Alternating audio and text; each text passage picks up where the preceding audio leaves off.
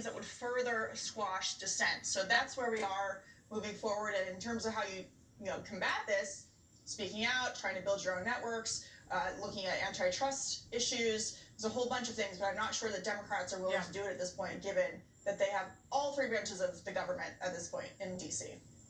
Yeah, and then they've talked about breaking apart some of these companies. But Dagan, it's laughable when Jack Dorsey says, if conservatives don't like what's happening on Twitter, they could just go to another platform. When Parler was shut down by Google, Apple, and Amazon, was that also a message to future social media platforms that might cater to right-of-center users? Yes, they'll shut you. It's not just the censoring of individual voices. It is the putting out of business and pulling the plug on an entire company. That's the danger. And you know what? It's irrelevant that they're private businesses. If they're acting at the direction of those in Washington, then they are an arm of the government. Then you could see multiple lawsuits.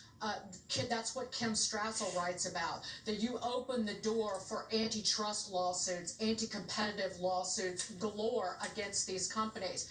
I want to read you a quote. We believe that the totality of the evidence demonstrates the pressing need for legislative action and reform. These companies, Apple, Google, Amazon, and Facebook, have too much power, and that power must be reined in and subject to appropriate oversight and enforcement. Our economy and democracy are at stake. That is from a 450-page report from Democrats in the House, led by Jerry Nadler, that came out just 3 months ago. And that gets to the root of the problem. It's not just the suppression of speech, a violation of the First Amendment. It is actually harmful, the behavior of these monopolies, to our overall economy, to every American, because you stifle growth, you prevent other companies from forming, you put them out of business, and say with the App Store, would we be a healthier economy, a more profitable one, if you didn't charge so much money? But they can charge whatever they want because these are monopolies. So it goes to the heart, not just of our nation and the Constitution, but also our economy and the financial health of it.